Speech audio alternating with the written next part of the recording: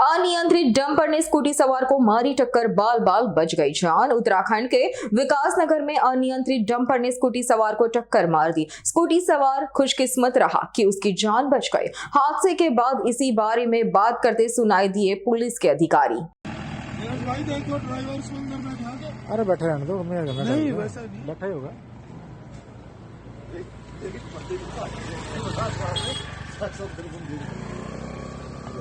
हाँ, ये मुराद जी से साक्षात्कार है बिल्कुल। ये इसमें कमी कुछ नहीं आदमी की।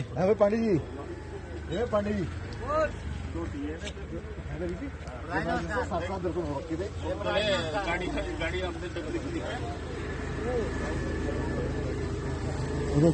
पूरी नीचे है भाई साहब, पूरा ऐसे कूद के भागे होंगे, पता नहीं।